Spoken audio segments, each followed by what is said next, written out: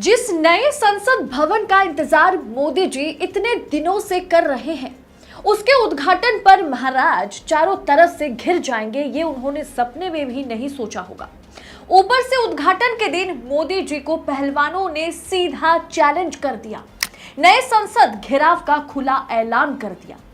ऊपर से नए संसद भवन पर मोदी जी ने राष्ट्रपति का घोर अपमान कर दिया, ऐसा भी आरोप सामने आया, उन पर लगा। कुल मिलाकर के नया संसद भवन मोदी जी के लिए फिलहाल बड़ी मुसीबत बन गया है। क्या है पूरा मामला, मैं आगे आपको विस्तार से बताऊंगी कि किस तरह से संसद भवन और साथ ही साथ जिसे सेंट्रल विस्टा प्रोजेक्ट बताया जाता है, उसे लेकर के मोदी जी बुरी तरह से सवालों के घेरे में है। तो वीडियो को अंत तक जरूर देखिएगा, लेकिन पहले देश नीति को सब्सक्राइब करें और वीडियो के अंत में थैंक्स ऑप्शन का इस्तेमाल करें। देश नीति, केवल सच्ची और पक्की खबरें। 28 मई को मोदी जी नए संसद भवन का उद्घाटन करने वाले हैं। जिस सेंट्रल विस्टा प्रोजेक्ट को लेकर मोदी जी रातों रात अपने कैमरामैन के साथ चुपके से संसद भवन निर्माण का जायजा लेने पहुंचे थे, वो संसद भवन अब बनके तैयार है और उसका उद्घाटन नरेंद्र मोदी खुद करने वाले हैं। लेकिन नरेंद्र मोदी ही क्यों राष्ट्रपति नहीं? इस सवाल ने मोदी जी को चौतरफा घेर दिया।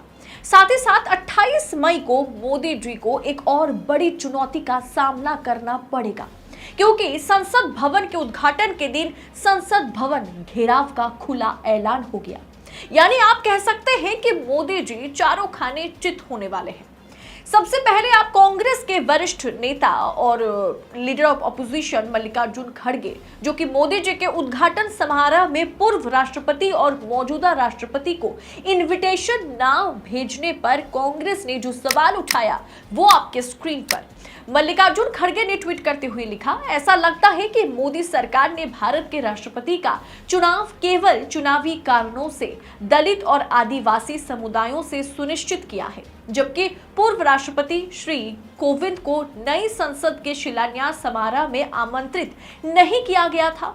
भारत के राष्ट्रपति श्रीमती द्रौपदी मुर्मू को नए संसद भवन के उद्घाटन के लिए नहीं बुलाया जा रहा है। भारत की संसद भारत गणराज्य की सर्वोच्च विधायी संस्था है और भारत का राष्ट्रपति इसका सर्वोच्च संवैधानिक अधिकार है। राष्ट्रपति अकेले ही सरकार, विपक्ष और हर नागरिक का समान रूप से प्रतिनिधित्व करती है। वो भारत की प्रथम नागरिक है, यानी फर्स्ट सिटीजन है। उनके द्वारा नए संसद भवन का उद्घाटन लोकतांत्रिक मूल्यों और संवैधानिक मर्यादा के प्रति सरकार की प्रतिबद्धता का प्रतीक होगा। मोदी सरकार ने बार बार मर्यादा का अपमान किया है। भारत के राष्ट्रपति का कार्यालय लगता है भाजपा और आरएसएस ही चलाती है। तो वही राहुल गांधी ने भी ट्वीट करते हुए लिखा कि नए संसद भवन का उद्घाटन राष्ट्रपति जी को ही करना चाहिए, प्रधानमंत्री को नहीं। अब दोस्तों, आपको सत्यपाल मलिक का वो बयान तो याद ही होगा, जहां उन्होंने साफ साफ शब्दों में कहा था कि द्रौपदी मुर्मू जी जो है वो पपेट है। राष्ट्रपति मुर्मू किससे मिलेंगी किससे नहीं, ये प्रधानमंत्री ऑफिस तय करता है। तभी तो राष्ट्रपति को संसद भवन के उद्घाटन में आमंत्रण पत्र नहीं भेजा गया। वैसे क्यों भेजे भाई? राष्ट्रपति जी को क्यों उद्घाटन करने का मौका दिया जाए?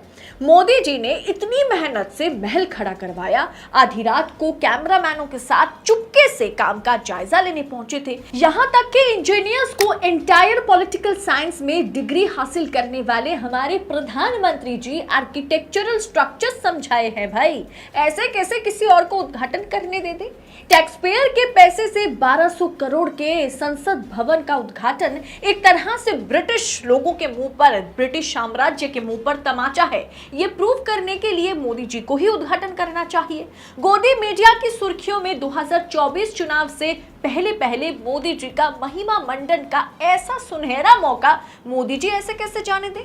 विपक्ष कुछ भी बोले या कुछ भी सोचे, क्या फर्क पड़ता है? खैर, संविधान के सबसे उच्च पद पर बैठी द्रौपदी मुर्मू का यह अपमान शायद ही भाजपा के वरिष्ठ नेताओं को दिखाई ना दे रहा हो, या शायद मोदी के आगे उनकी चलती नहीं हो, लेकिन देश सब कुछ देख रहा है। तो वही दूसरी ओर 28 मई को संसद भवन उद्घाटन करना मोदी जी को बड़ा महंगा पड़ने वाला है, क्योंकि खुली बगावत का ऐलान हो चुका है। इस ट्वीट को देखिए दोस्तों, हरियाणा तक ने ट्वीट कर लिखा है कि पहलवानों ने बड़ा ऐलान कर दिया, अब सीधी टक्कर मोदी जी के साथ। एक नंबर है कि बृजभूषण शरण सिंह के नार्को टेस्ट की मांग की गई। दूसरा, 23 मई को इंडिया गेट पर होने वाले कैंडल मार्च में शामिल होंगी जो है खाप पंचायतें। तो वहीं तीसरी खबर जो सबसे बड़ी खबर है और महत्वपूर्ण पॉइंट है वो है 28 मई को नए संसद भवन में महिला महापंचायत होगी, जिसमें सभी खापे और किसान संगठन भी हिस्सा लेंगे और सारे महिला पहलवान पहुंचेंगी। चौथा, खिलाड़ियों की कमेटी जो भी कॉल देगी सभी खापे उसका समर्थन करेंगी और बुलावे पर 5 घंटे में दिल्ली पहुंचेगी। यानी संसद भवन उद्घाटन के दिन जो है सारे पहलवान, सारे खाप पंचायत जो है, सारे महिला पंचायत के सदस्य जो है वो संसद भवन घेराव करने का ऐलान कर दिया है। यानी संसद भवन उद्घाटन के दिन कोई राष्ट्रपति, चाहे पूर्व राष्ट्रपति हो या द्रौपदी मुर्मू हो, कोई मौजूद रहे या ना रहे, सिर्फ भाजपा वाले ही इस उद्घाटन में आपको नजर आएंगे। केंद्र में मोदी जी होंगे। इस बीच पहलवानों का संसद घेराव, अब समझ रहे हैं क्या सीन बनने वाला है? बिल्कुल उस तरह, वाह क्या सीन है। ये देखना आगे दिलचस्प होगा कि वो दिन जो है किस तरह से 28 मई को मोदी जी या उनकी जो आईटी सेल है इस दिन को संभालते हैं। फिलहाल सबका साथ, सबका विकास, सबका विश्वास वाले प्रधानमंत्री को अपनी इमेज की पड़ी है। उनकी कोई विचारधारा अलग से है ही नहीं। वो सिर्फ मैं हूं यही पसंद करते हैं, ठीक जैसा सत्यपाल मलिक ने कहा था।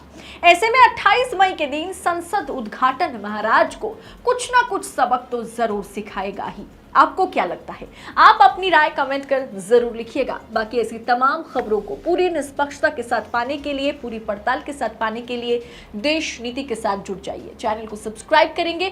साथ ही साथ आपसे अपील मैं लगातार करती हूं कि चौथे स्तंभ को मजबूत करने की बारी है। लोकतंत्र के चौथे स्तंभ को मजबूत करने के लिए, जर्नलिज्म को फ्री रखने के लिए इस थैंक्स ऑप्शन का दोस्तों इस्तेमाल जरूर करें, क्योंकि जितना ज्यादा आप इस थैंक्स ऑप्शन का इस्तेमाल करेंगे, आर्थिक तौर पर देश नीति, लोकतंत्र का चौथा स्तंभ मजबूत होगा और हम निडर होकर, निर्भीक होकर आप तक सच्ची खबरें पहुंचा सकेंगे। जय हिंद, जय भारत। आपका एक सब्सक्राइब हमारे लिए महत्वपूर्ण है। देश नीति को अभी सब्सक्राइब करें और बेल आइकन को दबाना ना भूलें।